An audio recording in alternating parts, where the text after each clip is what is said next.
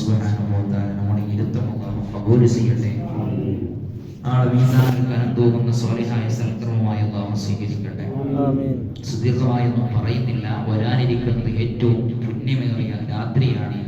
ഷഅബാനിന്റെ നിസ്ഫു ഷഅബാൻ എന്നറിയപ്പെടുന്ന ആ ഏറ്റവും പ്രധാനപ്പെട്ട ബറാത്തിന്റെ രാവും കൂടിയാണ്. അല്ലാഹു സുബ്ഹാനഹു വ തആല ആ രാത്രിയിൽ നല്ലതുപോലെ ഇബാദത്ത് ചെയ്യാൻ അല്ലാഹു തൗഫീഖ് നൽകി അനുഗ്രഹിക്കട്ടെ.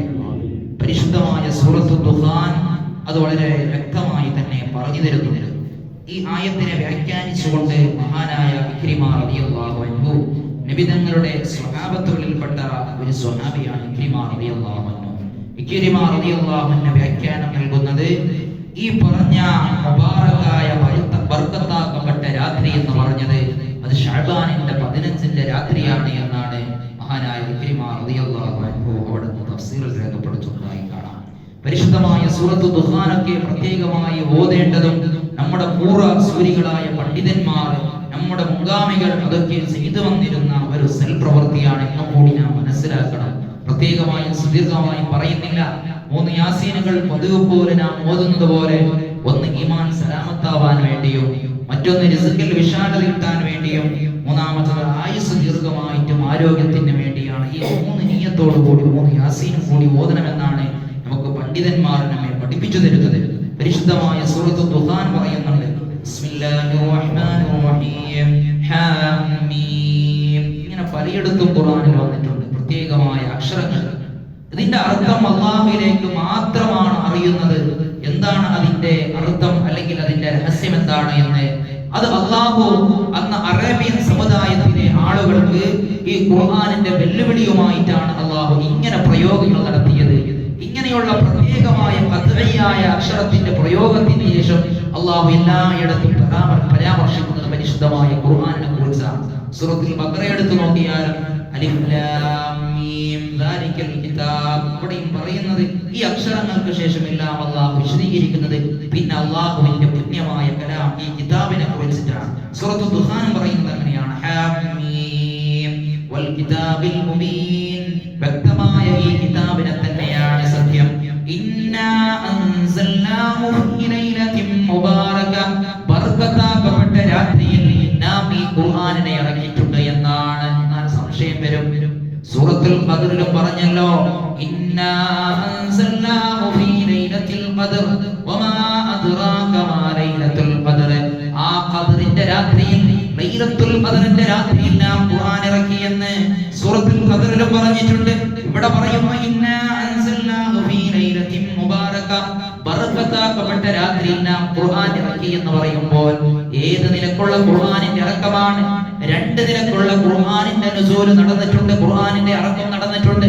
അതിൽ ഒന്നാമത് മഹാനായ ഇക്രിമ റളിയല്ലാഹു അൻഹു പറയുന്നത് പോലെ ഈ ബർക്കത്താക്കപ്പെട്ട രാത്രി എന്ന് പറഞ്ഞാൽ അത് ശഅബാനിന്റെ 15ാം രാവാണ് എന്നാണ് മഹാനായ ഇക്രിമ റളിയല്ലാഹു അൻഹു അവിടുന്ന് തഫ്സീറിൽ രേഖപ്പെടുത്തുന്നത്. എന്നാൽ ഈ ഇറക്കം എപ്പോഴാണ് നടന്നത്? എങ്ങനെയാണ് ഈ 2 ഇറക്കം ഉണ്ടായത്? ഒന്ന് അല്ലാഹുവിന്റെ ലൗഹുൽ മഹ്ഫൂദിൽ സൂക്ഷിക്കപ്പെട്ടതായിരുന്നു ഈ പരിശുദ്ധമായ ഖുർആൻ. ആ ലൗഹുൽ മഹ്ഫൂദിൽ നിന്ന് ബൈത്തുൽ ഇസ്സ എന്ന് പറയപ്പെടുന്ന 1ാം ആകാശത്തിന്റെ മുകളിലുള്ള ഈ ഭൂമിയുടെ ആകാശം എന്ന് അറിയപ്പെടുന്ന 1ാം ആകാശത്തേക്ക് അല്ലാഹു ലൗഹുൽ മഹ്ഫൂദിൽ നിന്ന് ബൈത്തുൽ ഇസ്സയിലേക്ക് ഇറക്കിയ ഇറക്കമാണ് ഈ ശഅബാനിന്റെ രാത്രിയിൽ, ബർക്കത്താക്കപ്പെട്ട രാത്രിയിൽ അല്ലാഹു ഇറക്കിയ ഇറക്കമെന്ന് മഹാനായ മുഫസ്സിരീങ്ങൾ രേഖപ്പെടുത്തുന്നു. പിന്നെ ലൈലത്തുൽ ഖദ്റിന്റെ രാത്രിയിൽ അല്ലാഹു ഇറക്കിയത് ഇഖ്റാ ബിസ്മി റബ്ബിക്കൽ ലദീ ഖലഖ് എന്നുള്ള ഖുർആനിന്റെ അവതീർണം ആദ്യമായി ആ ബൈത്തുൽ ഇസ്സയിൽ നിന്ന് പരിശുദ്ധ റസൂലുള്ളാഹി സ്വല്ലല്ലാഹു അലൈഹി വസല്ലമ തങ്ങൾക്ക് ഇറക്കിയതാണ്. ഖദ്റിന്റെ രാത്രിയിൽ അല്ലാഹു ഖുർആൻ ഇറക്കി എന്ന് പറഞ്ഞതിന്റെ അർത്ഥം അതുകൊണ്ട് 2 നിലക്കുള്ള ഇറക്കം നടന്നിട്ടുണ്ട്. ഒന്ന് ലൗഹുൽ മഹ്ഫൂദിൽ നിന്ന് 1ാം ആകാശത്തുള്ള ബൈത്തുൽ ഇസ്സ എന്ന് പറയപ്പെടുന്ന പ്രത്യേകമായ ഒരു വീടിലേക്ക്, അല്ലെങ്കിൽ പ്രത്യേകമായ അല്ലാഹു ബഹുമാനിച്ച ഒരു സ്ഥലത്തേക്ക്, അവിടെ നിന്ന് ഘട്ടം ഘട്ടമായി 23 കൊല്ലങ്ങളെ കൊണ്ട് സന്ദർഭത്തിന് അനുഷ്ഠിതമായി കൊണ്ടാണ് പരിശുദ്ധമായ ഖുർആൻ 23 കൊല്ലങ്ങളെ കൊണ്ട് പൂർത്തിയായി എന്നാണ്. എന്നിട്ട് ഖുർആൻ പറയുന്നുണ്ട്, ഇന്നാ കുന്നാ മുൻദിരീൻ, ഞങ്ങൾ മുന്നറിയിപ്പ് നൽകുന്നവരാണ്. ഫീഹാ യുഫ്റഖു കുല്ലു അംരിൻ ഹകീം, ആ രാത്രിയിലാണ് ഞങ്ങൾ എല്ലാ കാര്യങ്ങളും നിർണയിക്കുന്നത്. നിർണയിക്കപ്പെടുന്നത് എന്ന് പറഞ്ഞാൽ മുമ്പ് തന്നെ രേഖപ്പെടുത്തി വെച്ചിട്ടുണ്ട് ആരൊക്കെ ഇത്രയൊക്കെ വർഷങ്ങൾ ജീവിക്കുമെന്ന്. എന്നാൽ ഈ ശഅബാനിന്റെ 15ന്റെ രാത്രിയിലാണ് വരാനിരിക്കുന്ന ശഅബാൻ വരെയുള്ള എല്ലാ കാര്യങ്ങളും ട്രാൻസ്ഫർ ചെയ്യപ്പെടുന്നത്, മലായികത്തുകളുടെ കയ്യിലേക്ക് കൊടുക്കപ്പെടുന്നത്.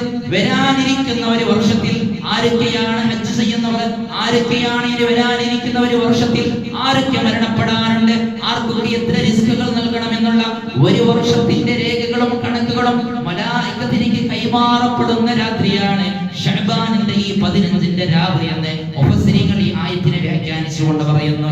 ഫീഹാ യുഫറഖു കുല്ലു അംറിൻ ഹകീം. ആ രാത്രിയിൽ എല്ലാ കാര്യങ്ങളും ഞങ്ങൾ നിർണയിക്കപ്പെടുമെന്ന് പറഞ്ഞാൽ വരാനിരിക്കുന്ന ഒരു കൊല്ലത്തിൽ ആരൊക്കെ ഹജ്ജിന് പോകും, ആരൊക്കെ ഉംറക്ക് പോകും, ആർക്കൊക്കെ വിവാഹ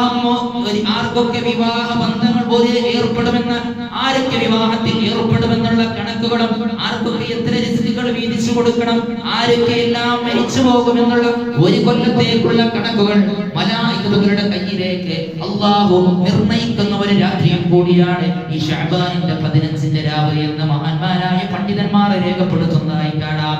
അതുകൊണ്ട് സൽപ്രവൃത്തികൾ ചെയ്ത് മഹാനായ ഇമാം ശാഫിഈ റളിയല്ലാഹു അൻഹു പറയുന്നുണ്ട്, 5 രാത്രികൾ അത് പ്രാർത്ഥനയ്ക്ക് ഉത്തരം കിട്ടുന്ന രാത്രികളാണ് എന്നാണ് നമ്മുടെ മദ്ഹബിന്റെ ഇമാം മഹാനായ ഇമാം ശാഫിഈ റളിയല്ലാഹു അൻഹു പറഞ്ഞിട്ടുണ്ട്. അതിലെ പ്രധാനപ്പെട്ട ഒരു രാത്രിയാണ് ഈ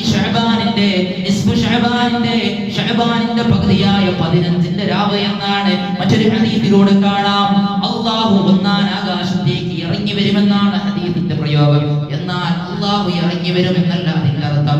അല്ലാഹുവിന്റെ റഹ്മത്ത് ആകാശങ്ങളിൽ നിന്ന് ഭൂമിയിലേക്ക് ഇറങ്ങി വരുന്ന രാത്രിയാണ് ഈ ശഅബാനിന്റെ 15ന്റെ രാവ് എന്ന് മഹാന്മാരായ പണ്ഡിതന്മാർ പരിശുദ്ധ റസൂലുള്ളാഹി സ്വല്ലല്ലാഹു അലൈഹി വസല്ലമ തങ്ങൾ രേഖപ്പെടുത്തുന്നു. അങ്ങനെ പ്രാർത്ഥനയ്ക്ക് ഉത്തരം കിട്ടുന്ന ഒരുപാട് പുണ്യങ്ങളുള്ള അല്ലാഹു ഒരു കൊല്ലത്തേക്കുള്ള കണക്കുകളെ രേഖപ്പെടുത്തി വെക്കുന്ന ഒരു രാത്രിയാണ് ഈ ശഅബാനിന്റെ 15ന്റെ രാവ് എന്ന് പറയുന്നത്. അതുകൊണ്ട് ഒരുപാട് പുണ്യങ്ങളെ കൊണ്ട് ധന്യമാക്കേണ്ട റസൂലികളായ പണ്ഡിതന്മാർ പറഞ്ഞതുപോലെ, നോമ്പ് പ്രത്യേകമായി സുന്നത്തായി നമ്മെ പഠിപ്പിച്ചതുപോലെ ഈ ശഅബാനിന്റെ 15 എല്ലാ മാസത്തിലും 15ന്റെ ദിവസം നോമ്പ് നോൽക്കൽ സുന്നത്തുണ്ട്. ശഅബാൻ ഏറ്റവും പുണ്യമേറിയ മാസമാണ്. അതുകൊണ്ട് സൽപ്രവൃത്തികളെ കൊണ്ട് ധന്യമാക്കേണ്ട രാവാണ് ശഅബാൻ 15ന്റെ രാത്രി എന്ന് പറയുന്നത്. അല്ലാഹു സുബ്ഹാനഹു വ തആല സൽപ്രവൃത്തികളെ കൊണ്ട് ആ രാത്രിയെ ധന്യമാക്കാൻ അല്ലാഹു തൗഫീഖ് നൽകി അനുഗ്രഹിക്കട്ടെ. അല്ലാഹുമ്മ സ്വല്ലി അലാ മുസ്തഫ ഹബീബില്ലാഹി സയ്യിദിനാ മുഹമ്മദ് നബിയ്യി അലാ ആലിഹി വസല്ലി വസല്ലം. അല്ലാഹുമ്മ സ്വല്ലി അലാ മുസ്തഫ ഹബീബില്ലാഹി സയ്യിദിനാ മുഹമ്മദ് നബിയ്യി അലാ ആലിഹി വസല്ലി വസല്ലം. അല്ലാഹുമ്മ സ്വല്ലി അലാ മുസ്തഫ ഹബീബില്ലാഹി സയ്യിദിനാ മുഹമ്മദ് നബിയ്യി അലാ ആലിഹി വസല്ലം. അല്ലാഹുമ്മ